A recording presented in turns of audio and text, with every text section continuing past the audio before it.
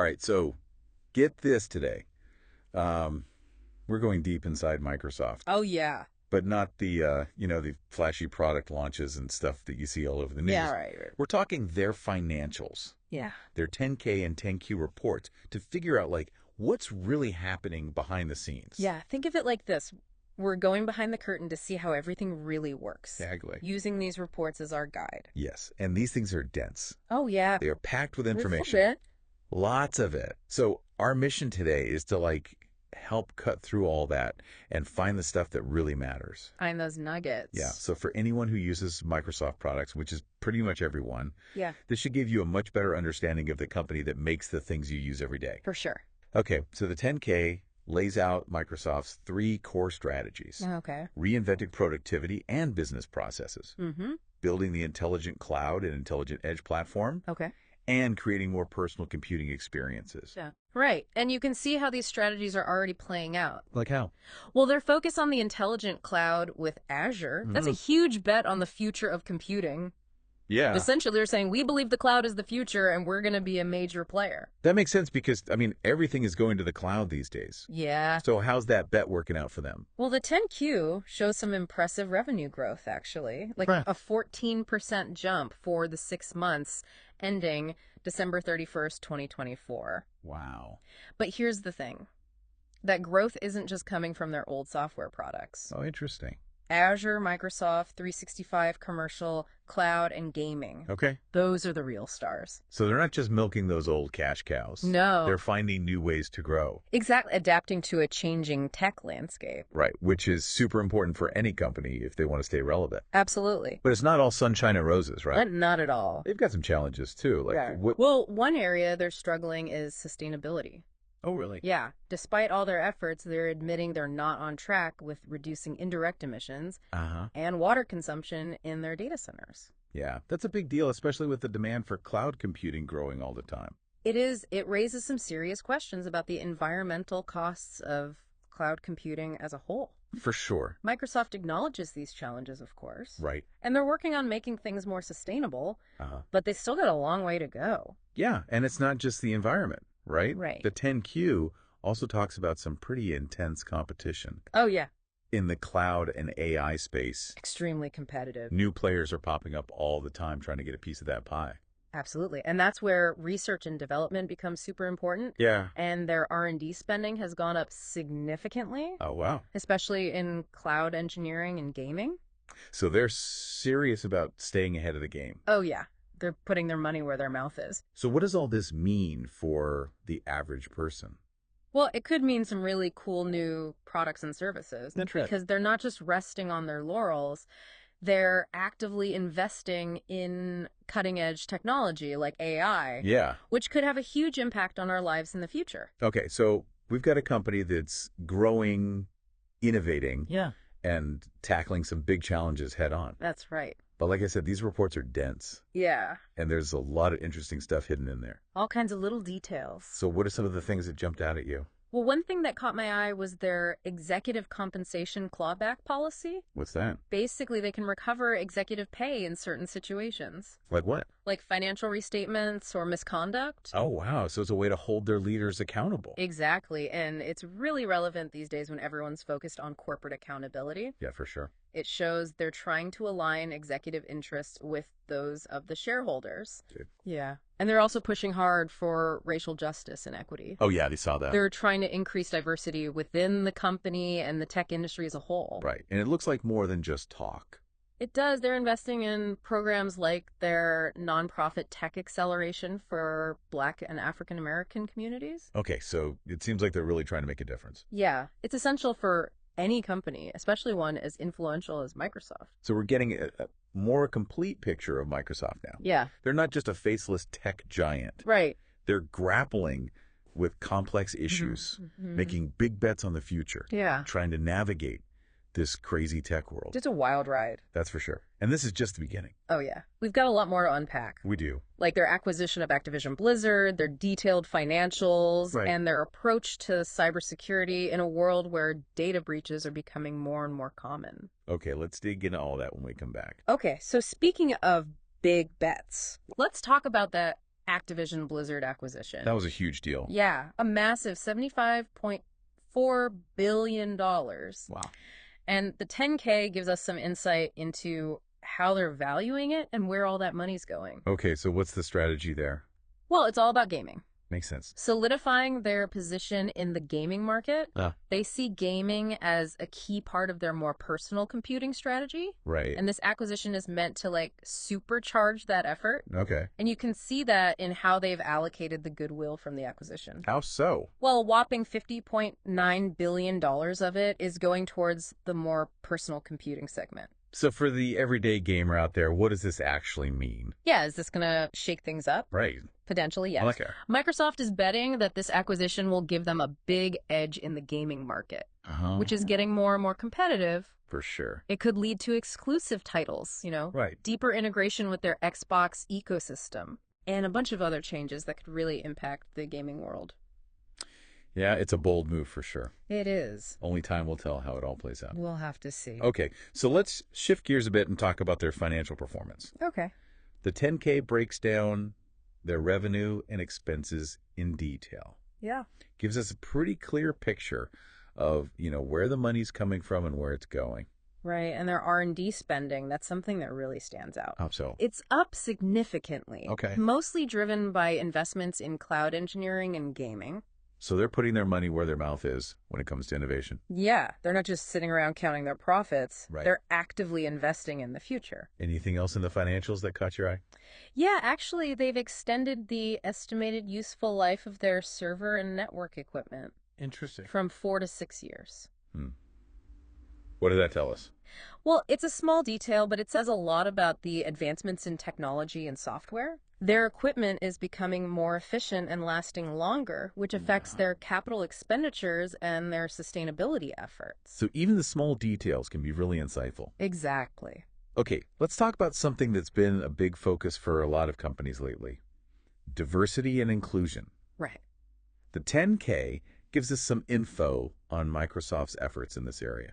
Yeah, they're definitely making a big push to create a more diverse and inclusive workplace. Okay, like what are they doing specifically? Well, they've got several programs aimed at increasing representation of Black and African American and Hispanic and Latinx employees, especially in leadership positions. Okay, but are these programs actually making a difference? It's hard to say for sure just from the 10K. Yeah. They give us data on their workforce demographics and highlight some of their programs. Right. But it's still early to tell what the long-term impact will be. So we'll have to keep an eye on that. Definitely. It's a really important issue. It is. And it's good to see they're taking it seriously. Yeah, for sure. Okay, let's move on to something else that's on everyone's mind these days.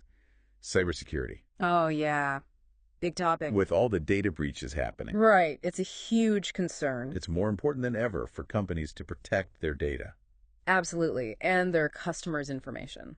So what does the 10K tell us about Microsoft's approach to cybersecurity? Well, they spend a lot of time outlining their cybersecurity measures. Okay. They talk about their security development lifecycle.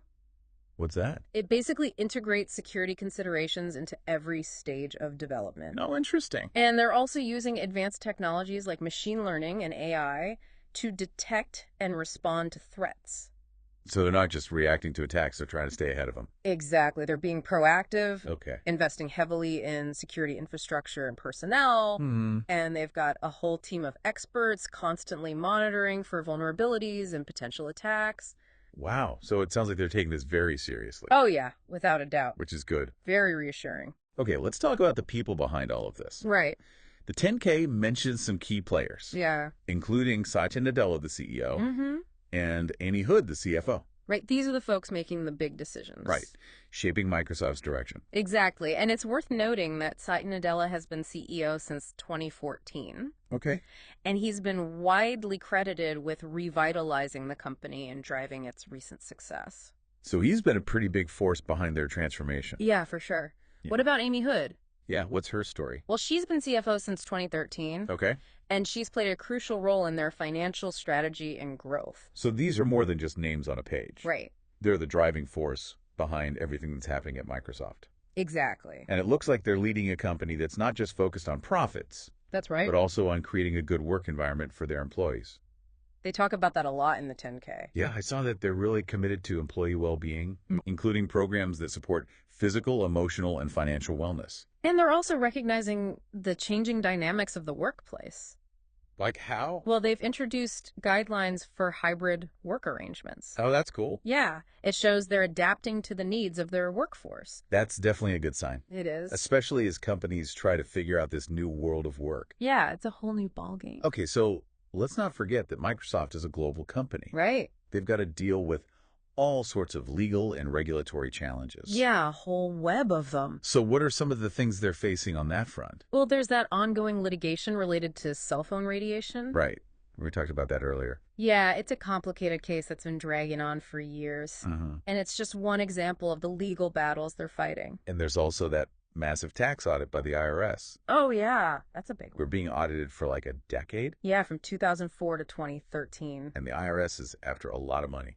A lot, $28.9 billion in additional taxes. Wow. So what's Microsoft's take on all of this? Well, they're fighting back. Okay. They're contesting the proposed adjustments. Mm-hmm. They believe they followed all the tax laws, but it's a really complex issue involving international tax regulations and the way they structure their business. So this is something they'll probably be dealing with for a while. Most likely. It definitely adds some uncertainty to their financial outlook. No doubt. Okay, so one thing that people are always interested in is executive compensation. Oh, yeah, how much are the bigwigs making? Exactly. And the 10K exhibits break down how much Microsoft's top execs are getting paid. Right, and like we talked about earlier, they also have that executive compensation recovery policy, which basically says they can claw back compensation in certain situations. Right. So they're trying to find that balance between rewarding their leaders for success, but also holding them accountable. Exactly. So we've covered a lot of ground here. Yeah. From their gaming ambitions to their financial performance, Yeah. diversity, cybersecurity, employee well-being. It's a lot. What's the big takeaway from all of this? Well, I think the main takeaway is that Microsoft is constantly changing. Okay. They're not just a software company anymore. They're a major force in cloud computing, gaming, AI, and a bunch of other emerging technologies. So they're facing some big challenges, Oh, yeah. but they're also making big bets on the future. Absolutely. And these SEC filings give us a really valuable look into their strategies, Right. their struggles, their vision for the future. It's pretty amazing how much these reports cover It is. and how much we can learn from them. Yeah. But for the everyday person who uses Microsoft products, Right. like what's the most important thing to take away from all of this? I think it's the reassurance that Microsoft is actually trying to deal with the issues that matter most to users. Okay. Things like data privacy security and the ethical implications of AI and all that. Right, because those are the things that really affect us. Exactly. They impact our experience with their products and services directly. Okay, so how are they addressing those things? Well, for example, their commitment to cybersecurity, Yeah. that goes beyond just protecting their own systems. Okay. They want to help users stay safe online, too. Like so? They offer all sorts of security features and tools, and they're always trying to educate users about online threats. So they're not just building products. Yeah. They're building trust. Exactly. And that's so important these days. Yeah, for sure. And with AI, Right. they're very aware of the potential ethical problems. Okay. They've set up principles for responsible AI development, and they're involved in discussions about how AI will impact society. So they're not just throwing this technology out there without thinking about the consequences. Right. They're being careful. That's They know AI could be incredibly beneficial, Uh, but it could also be harmful. So they're trying to make sure it's developed and used in a way that benefits everyone. Okay, so we've seen a lot of positive stuff. Yeah. But are there any areas where you see some red flags? Well, one thing that jumps out is all the litigation and scrutiny they're facing. Yeah, We talked about the cell phone radiation lawsuit and the IRS tax audit, right. but there are other legal challenges too. Like what? Well, there's the whole antitrust issue. Oh, right. That's been going on for years. Yeah, exactly. And all these legal battles can be really costly Uh-huh. and distracting. They Right. can really slow down innovation and make it harder to compete. Yeah, that's something to keep an eye on for sure. It is. It just goes to show that even a company as successful as Microsoft isn't invincible. Right. Nobody's perfect. And I think that's a big takeaway from this whole deep dive. I agree. These reports give us a peek behind the scenes, Yeah. and we see not just the good stuff, but also the vulnerabilities and the risks. It's the whole picture. It reminds us that even the biggest companies are constantly changing Uh-huh. and facing an uncertain future. Yeah, and for anyone who wants to really understand the tech world, Right. these reports are like a gold mine of information. They are? They're so transparent, you just don't get this level of insight anywhere else. So as we wrap things up here, Yeah. what's like the one big question that you think people should be thinking about after this? That's a good question. Yeah. I'd say the big question is how will Microsoft handle this crazy fast-changing tech world Okay. and all the scrutiny that big tech is under? Will they stay on top, Right. keep innovating and developing technology responsibly, Yeah. or will they crumble under the pressure? It's a big question for sure. It is, and the answer is going to have a huge impact on all of us. Definitely Microsoft's decisions will shape the future of technology. Absolutely. So to everyone listening, Yeah. I encourage you to check out these reports yourselves. I know they can be a little intimidating at first, They are. but they're packed with information So much good stuff in there. that can help you understand the companies that are shaping our world. And you never know. Wait, We might find something interesting that we missed. that's true. That's the great thing about these documents. Yeah. They're public. Yeah. Anyone can read them, Exactly. and they're really transparent. Which is so important. It helps us hold these companies accountable For sure. and understand what's driving the future. Couldn't have said it better myself. So go explore and keep asking questions. That's the key.